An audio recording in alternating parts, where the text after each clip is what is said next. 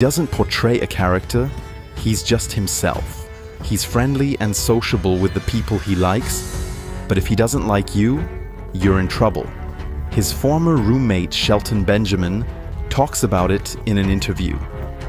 Brock is not acting. Brock is not playing a role. Brock is Brock. He's a bad boy. What you're seeing on TV, that's not an act. Recent reports suggest we may never see Lesnar in WWE again due to his involvement in Vince McMahon's alleged sexual offenses. McMahon, CEO of WWE, is accused of having supplied Lesnar with women to use as sexual partners. In this documentary, we take a look at Brock Lesnar's dark side.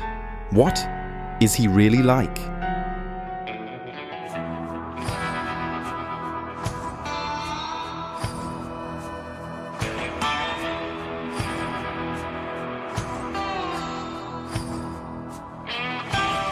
USA in the 1980s.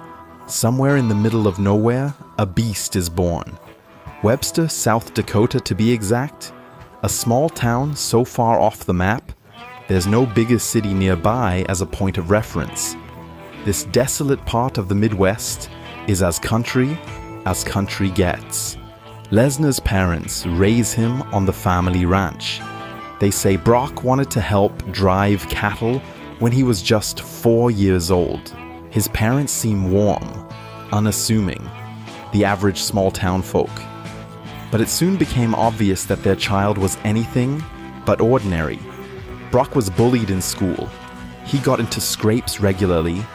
Like many kids, he was thin and stringy, too weak to defend himself. Kids called him Broccoli, and nobody liked Broccoli. Lesnar was afraid of the boys who called him names. Later, they became his best friends, and Lesnar became bully himself. From the age of 14, he started gaining muscle. He was always outdoors working hard, pushing himself so hard physically that his body couldn't help but build muscle. He also ate more than the other kids, and even most adults. Yeah, I was always hungry. I was always active. I was always doing push-ups, always doing sit-ups, always working out as long as I can remember. With his new size came strength.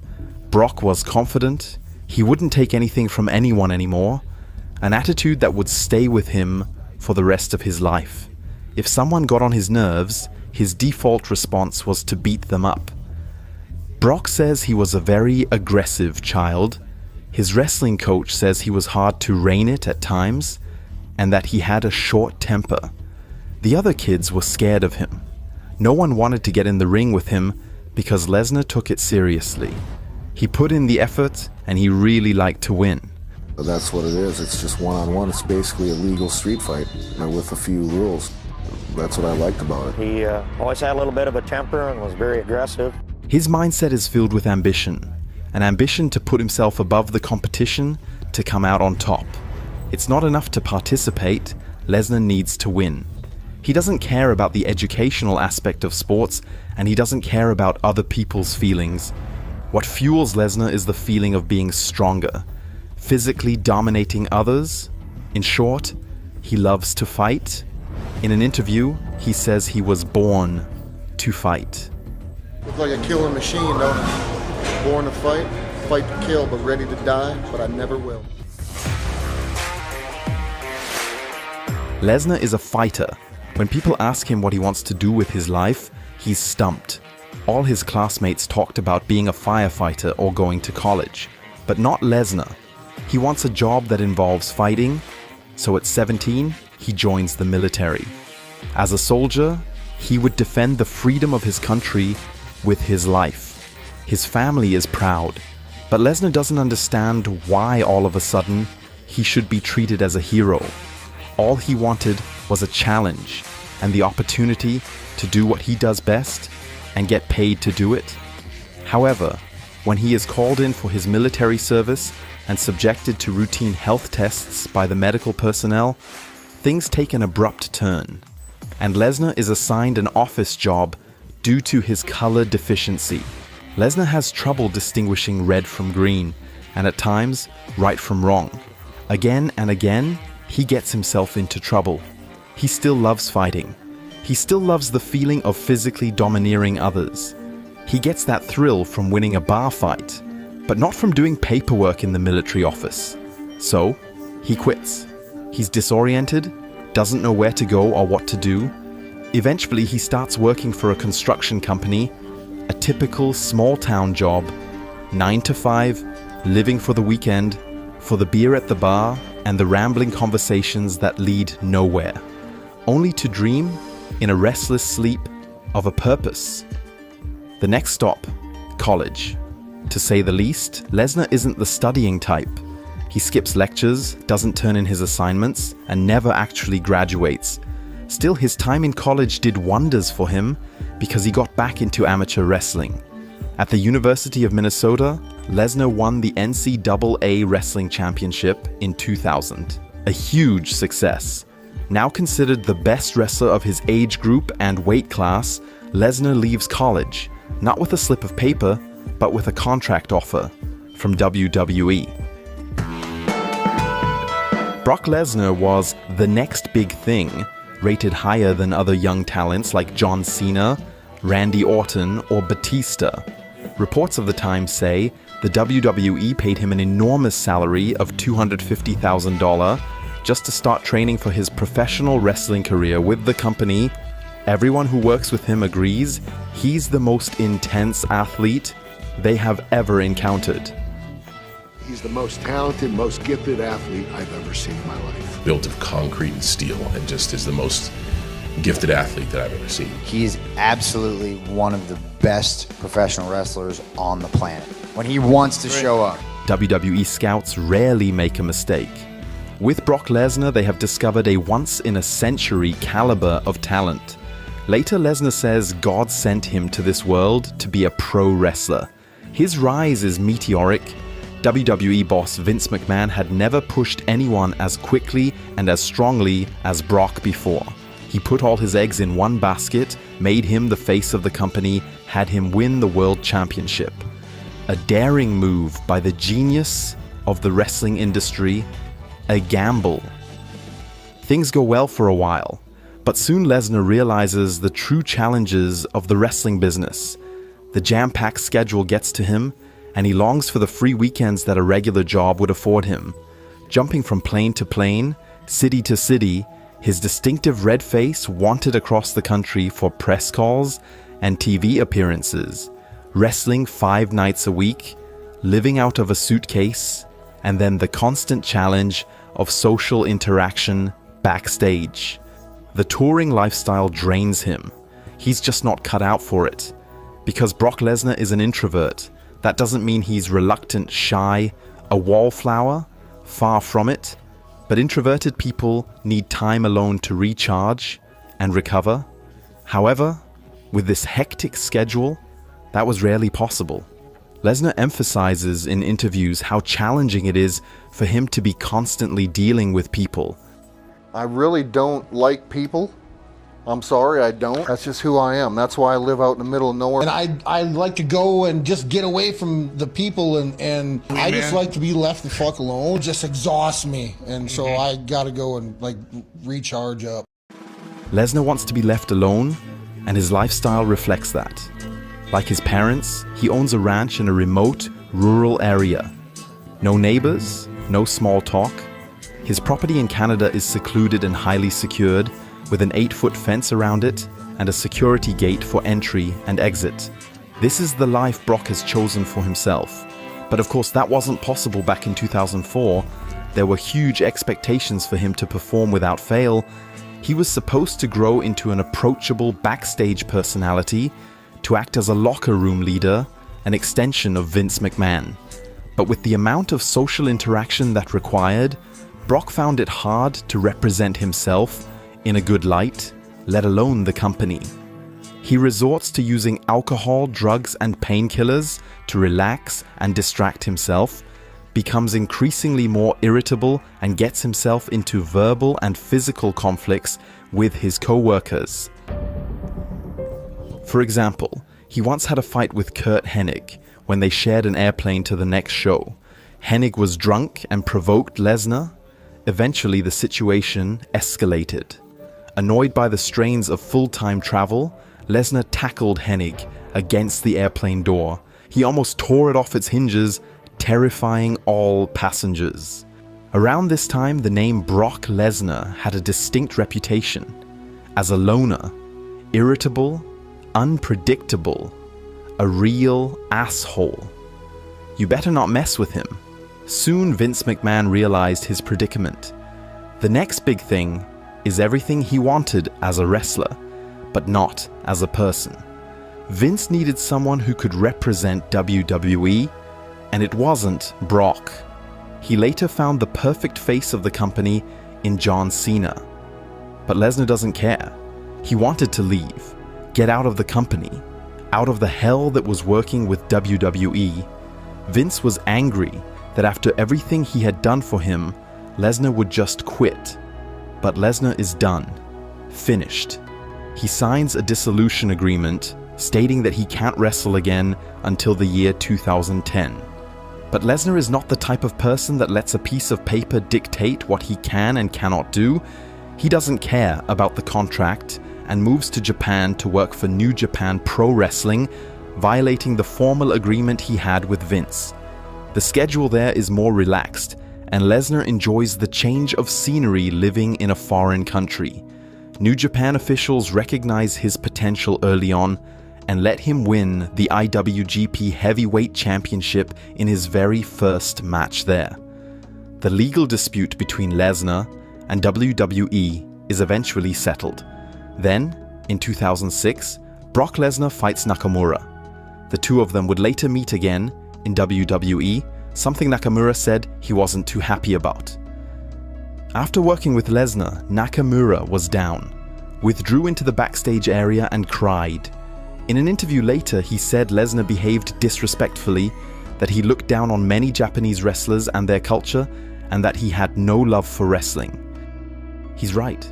Lesnar has no love for the sport, at least not the kind that Nakamura had early in his career. At this point, Brock was just a hot-headed, selfish guy, figuring out what he really wants in life. Brock has a hard time keeping his temper in check. Especially as a young man, he struggled a lot with aggression management. He's an interesting dude. Everything that you've heard about him and read about him is dead on.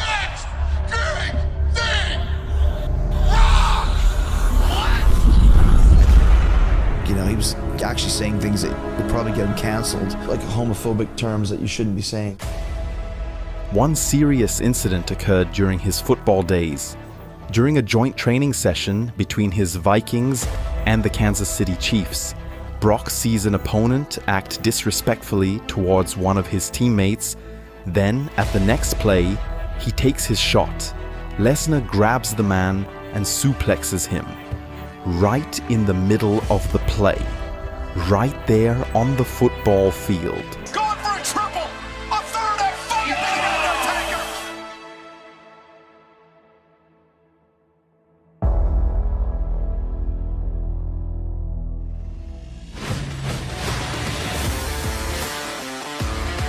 He's a fighter, and a damn good one. He knows that.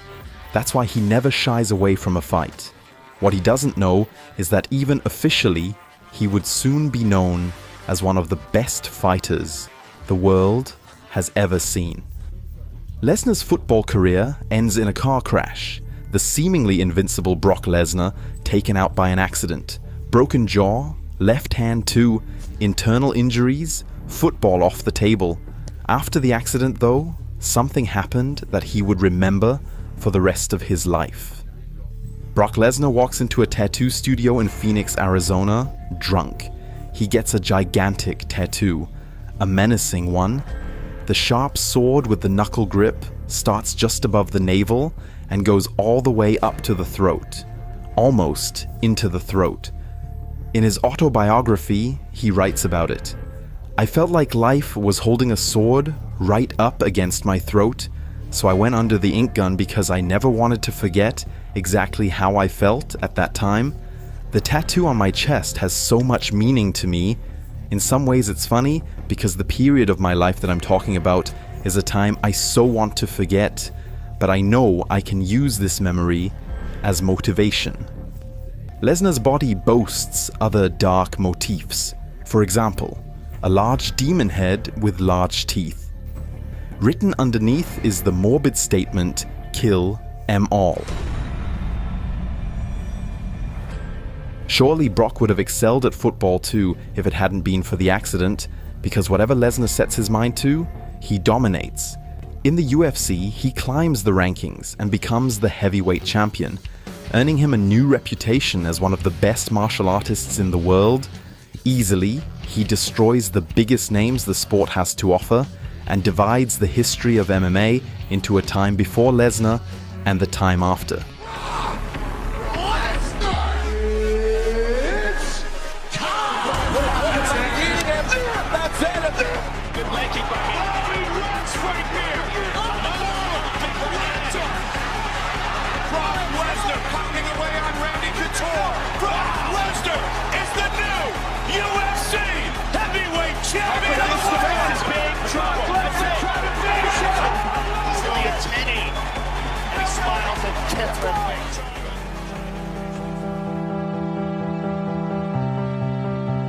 Actually, he should never have become this successful.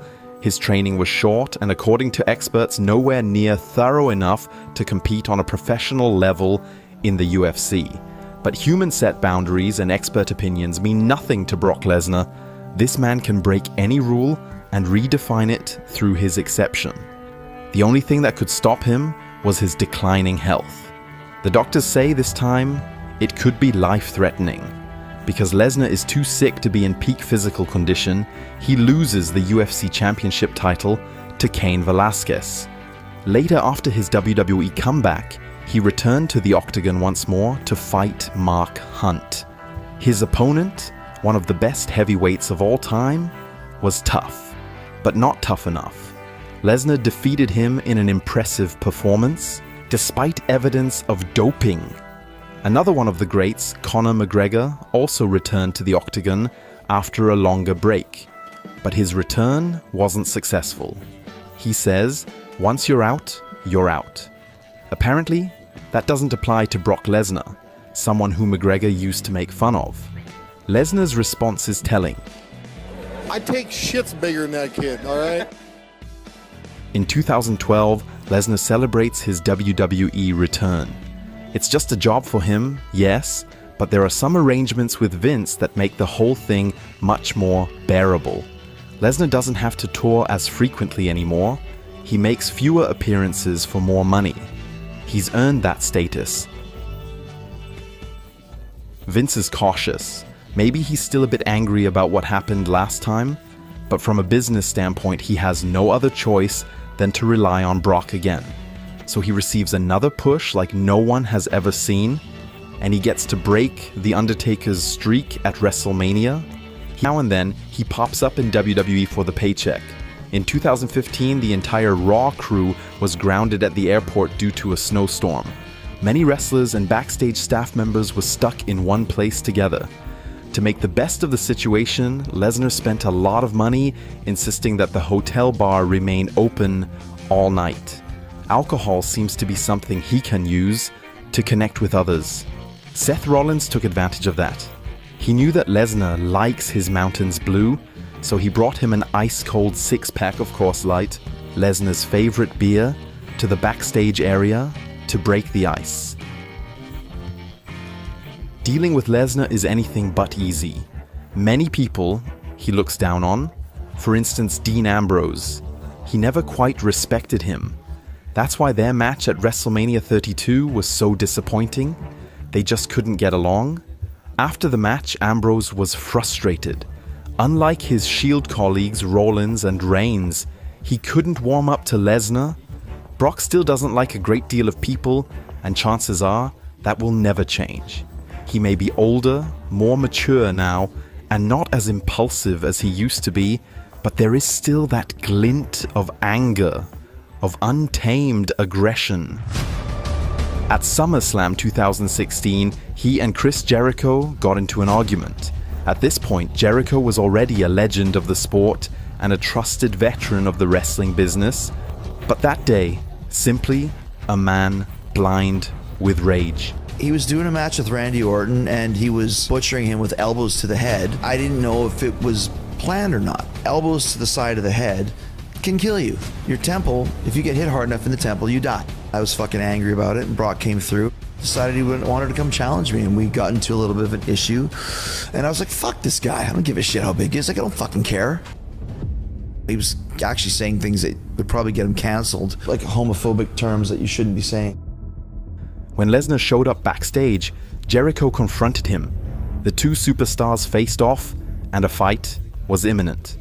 Fortunately, Triple H, Vince McMahon, and others intervened to separate them. Jericho even threatened to bite Lesnar's nose off.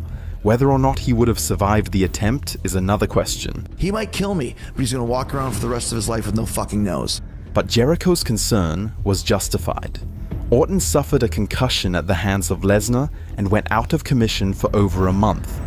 This style of wrestling is dangerous. That Lesnar was ruthless about it is not surprising. What's worrying is that Vince, as the decision maker, didn't do anything about it. Brock Lesnar can be a reckless animal in the ring. That was already the case during his first run in the early 2000s. In an interview, Lesnar proudly recounts how he injured Kurt Angle's neck with hard punches. Kurt had neck problems way back, but I threw Kurt into the turnbuckle and came in and hit him very hard, and I believe actually that was where his first refracture in the wrestling business came from me, was I broke his neck that night. Me and Kurt went at it, you know. He hit me hard and I hit him back harder. Braun Strowman also felt Lesnar's stiffness in the ring. He's one of the wrestlers Lesnar never really respected. Lesnar wanted to be professional and get the match over with, and everything went according to plan, until Strowman laid into his punches too much. Lesnar flew off the handle. His temperament unchanged, he switches briefly into MMA mode. Just for a second, we see him retaliate with powerful punches of his own. It's normal for wrestlers to respond to unsafe moves with a receipt, but unprotected punches to the head should not be taken lightly.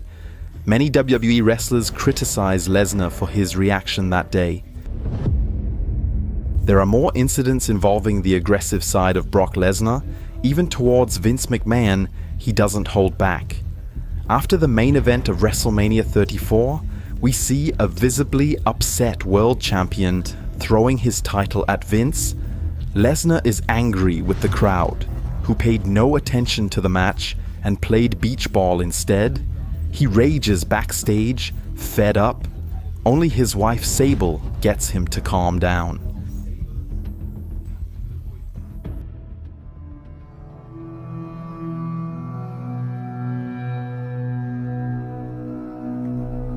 A few weeks later, and he is back to normal.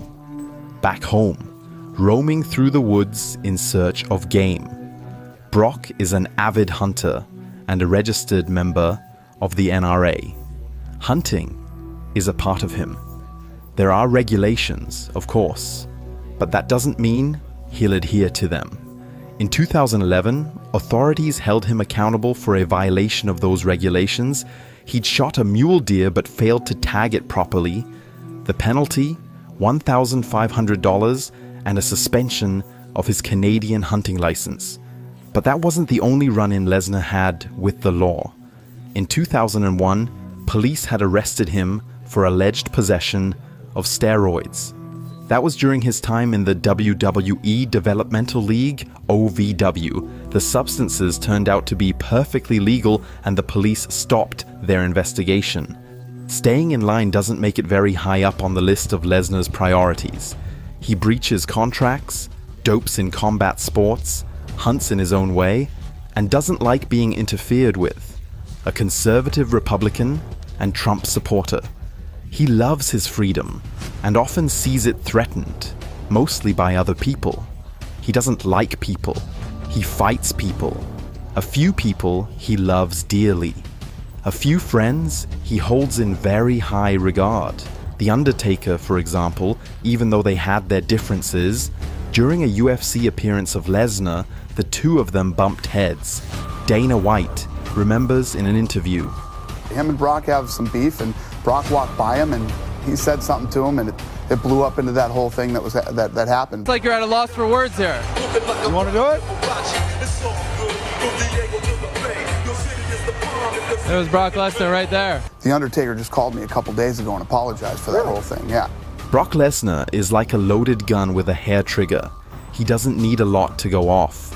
This is doubly true for the people he doesn't respect, who don't respect him. He's a man of conviction, self-righteous, and arrogant. And he's a businessman, a beast, and above all, a fighter.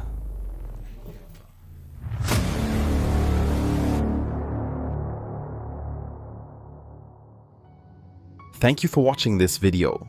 We are Spotfight, a wrestling media startup from Germany. What connects us with you is our passion for wrestling. If you want to support us, consider to like and subscribe. Till next time, guys, see you.